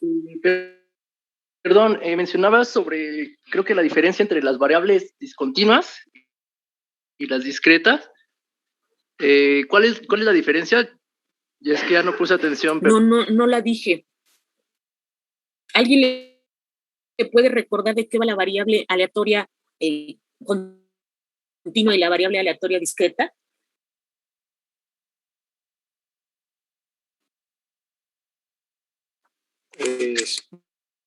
Bueno, yo recuerdo que las variables aleatorias continuas toma valores, pues digamos que continuos o decimales, ¿no? 1.1, 1.7, o sea, se mueven en esa escala.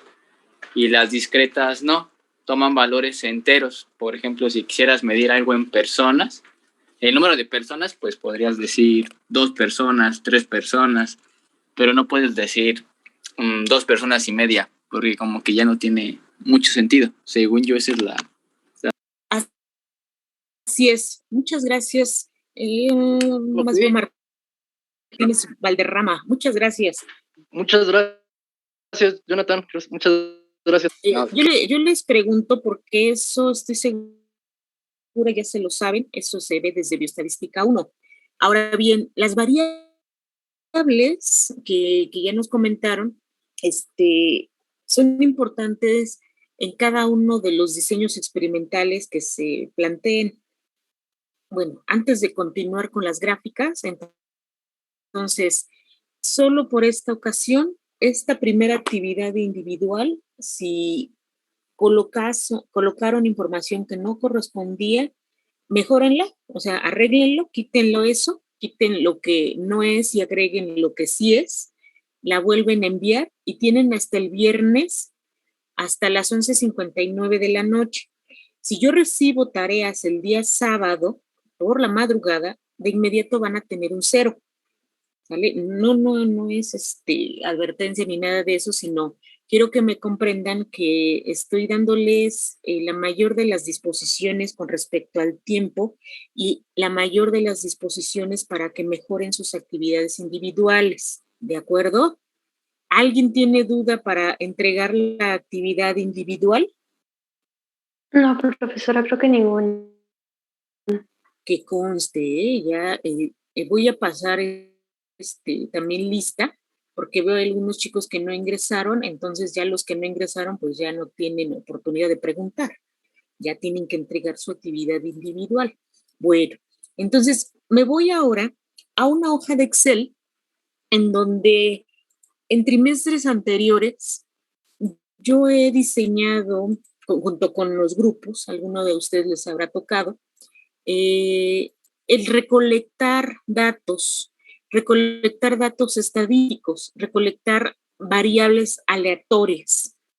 Y esas variables aleatorias pues pueden convertirse en variables aleatorias continuas o discretas, dependiendo el equipo que se tenga para la medición.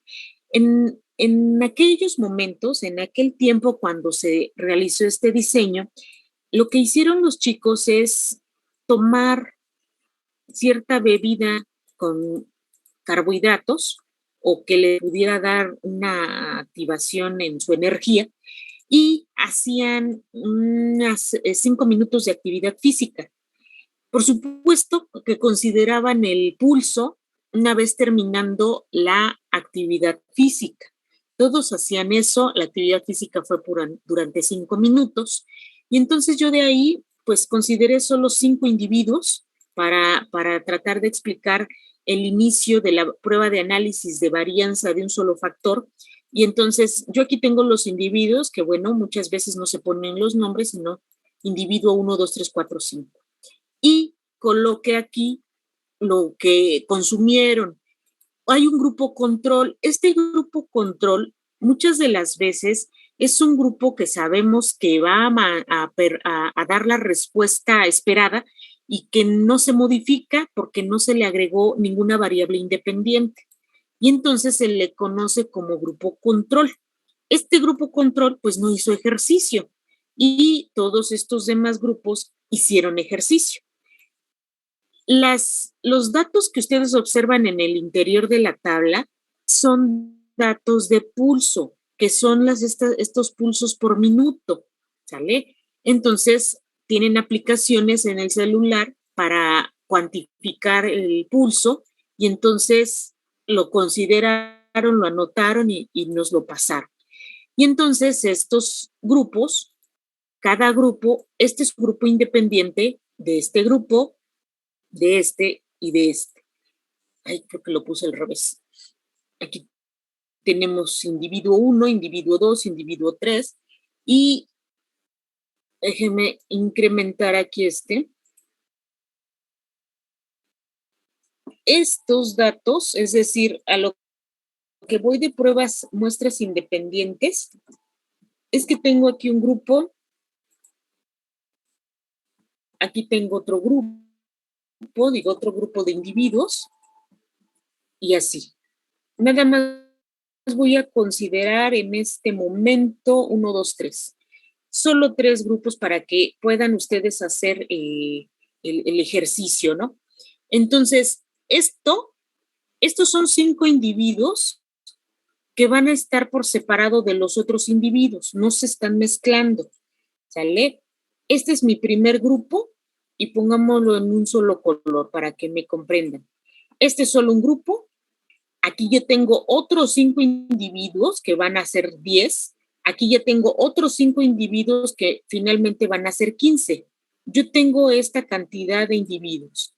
Y entonces tengo mis 5 individuos que cada uno es diferente, está independiente, es independiente uno del otro. Oye, se pasó mi máquina. Son independientes.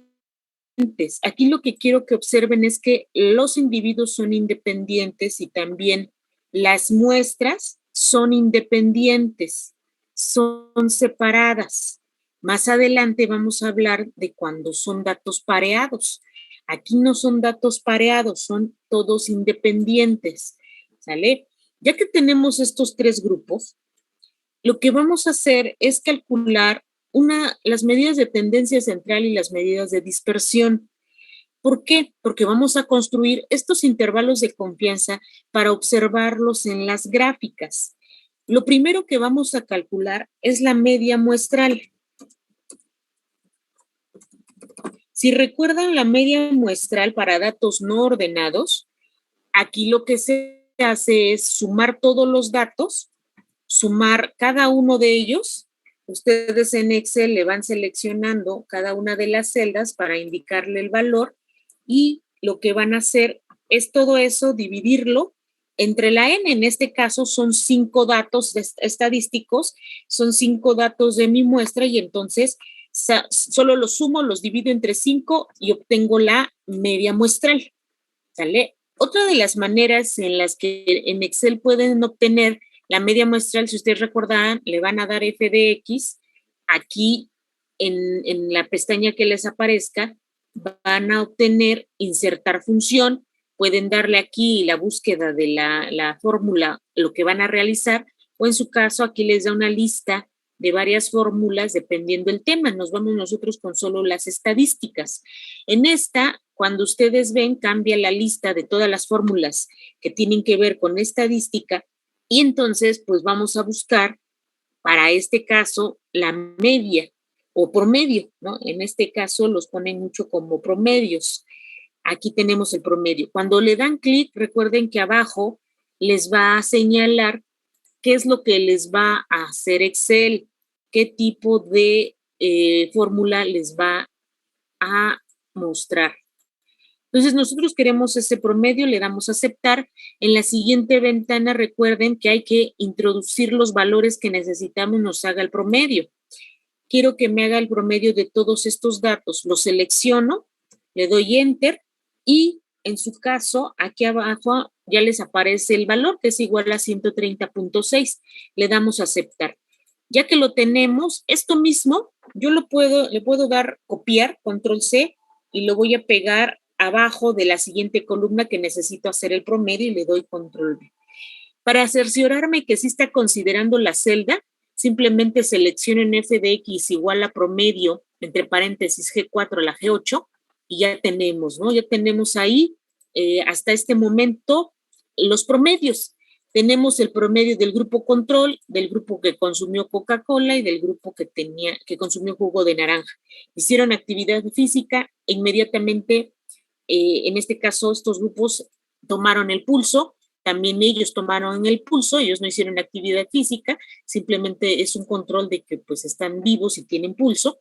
Y entonces, ahora, lo que vamos a hacer es colocar la desviación estándar muestral. Esta desviación estándar muestral también la podemos calcular a partir de todos estos datos, pero siempre resulta un tanto tardado. Recuerden que la desviación estándar es, ya que tengo esta media, tengo que restarle a cada uno de los datos, ¿no? Tengo que restárselo, elevarlo al cuadrado, hacer la sumatoria y dividirlo entre n-1, sacarle la raíz cuadrada.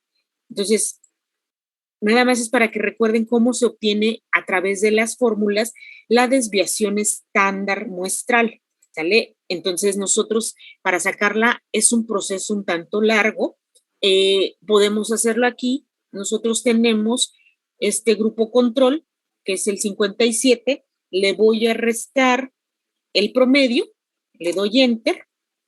Al de abajo, nuevamente, yo tengo el grupo 60, digo el dato 60 menos la media muestral, le doy Enter. El siguiente, tengo 58 menos la media. El siguiente le doy igual, 67 menos la media muestral. Y finalmente, 74 menos 63.2, Enter. Si ustedes se fijan, este tipo de operaciones, en algunos casos nos dio el resultado negativo, un número negativo. Para eliminar esos, pues nosotros tenemos que llevarlo al cuadrado. Y para eso, nosotros podemos ponerle la potencia. Aquí aparece, ustedes le ponen igual y le escriben potencia y les abre de inmediato un paréntesis para que ustedes pongan el número al que le van a aplicar esa potencia, en este caso nosotros lo vamos a elevar al cuadrado. Entonces le vamos a poner este 6.2, una coma y le ponemos un 2. ¿Por qué? Porque es el cuadrado al que queremos aplicar. Y cerramos el paréntesis, le damos enter. Ahí ya apareció esto, ¿no? Entonces esto es posible ahora en la esquina inferior derecha del rectángulo negro, lo arrastran para sacar las otras y ya lo tienen y ustedes se van a fijar en cada una de ellas que ya les sacó el cuadrado de cada una de ellas. Una vez que tengan eso, pues ahora vamos a sacar la sumatoria de estas diferencias elevadas al cuadrado. Entonces, para esto también ustedes le pueden poner suma, le ponen suma y les dicen aquí qué números quieres sumar. Los vamos a elegir todos estos y le damos enter. Aquí ya tenemos toda esta suma, ¿sale? Esa sumatoria, recuerden que se divide entre n-1. Aquí n, si ustedes recuerdan, la n es igual a 5. Para sacar n-1 es igual a 5 menos 1 igual a 4. Una vez que tienen eso, yo sé que tengo que dividir la sumatoria de las diferencias elevadas al cuadrado con 4, que es n-1. Ya lo tengo ahí. Ese valor vamos a sacarle la raíz cuadrada porque vamos a sacar la desviación estándar, ¿no? Entonces aquí le ponemos raíz, aquí les aparece la raíz, le dan doble clic y les dice raíz cuadrada de qué número, de 51. Y entonces cerramos el paréntesis y le damos enter. Y entonces aquí ya les aparece de esta manera la fórmula, ¿no? Ya la hicimos, digamos, un poquito más despacio para que recuerden cómo se saca la desviación estándar muestral. Otra de las formas en las que pueden sacarla de inmediato es con f de x, se van a las pruebas estadísticas, perdón, a las fórmulas estadísticas y se van a ir a la desviación estándar. También pueden sacar la varianza. Aquí está desviación estándar. Aquí van a introducir los valores. Le damos enter y nos da el valor. Y ya este valor que ustedes ven aquí es el valor mismo que ya habíamos sacado y simplemente esto mismo lo vamos a copiar aquí para tenerlo y aquí también. Cuando ya seleccionamos la celda y nos vamos a f de x con el cursor, simplemente hay que hacer un arreglo de corrección de celdas para que nos considere las celdas que necesitamos calcular la desviación estándar y ahí ya lo tienen. Este también lo vamos a bajar para que solo considere los valores y ahí lo tenemos. Una vez que tienen esto, ya sacamos la media muestral y la desviación estándar. Lo que van a hacer a continuación es utilizar estos datos para sacar las gráficas, ¿sale? Sacar nuestros datos a través de una gráfica. Y entonces lo que vamos a hacer, por ejemplo, déjenme copiar rapidísimo.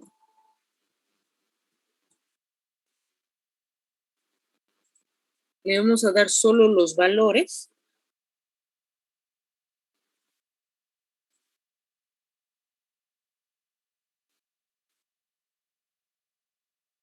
Y estas medias que yo tengo aquí como grupo control, como grupo Coca-Cola, es grupo control, Coca-Cola, 1, 2, 3, este no es, me emocioné, este no es.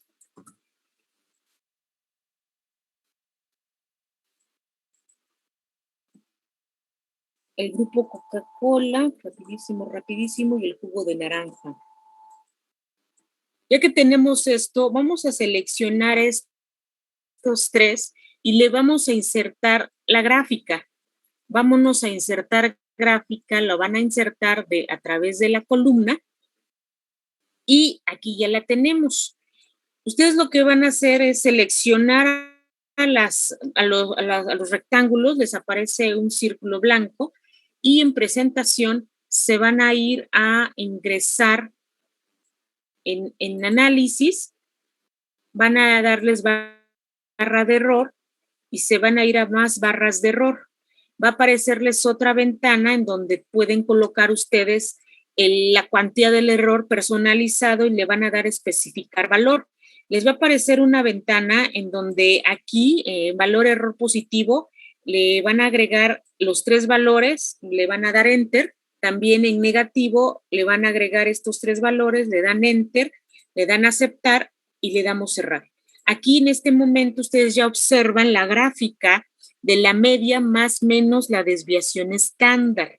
Ya la tienen, ¿sale? Entonces, para la siguiente actividad individual, que se las tengo que publicar en este día, ustedes van a hacer estas gráficas y además van a hacer las gráficas de los cuartiles, las gráficas de caja y bigote, ¿sale? Si alguien tiene duda de las gráficas de caja y bigote, con mucho gusto las vemos el día viernes, ¿de acuerdo? ¿Alguien tiene alguna duda final?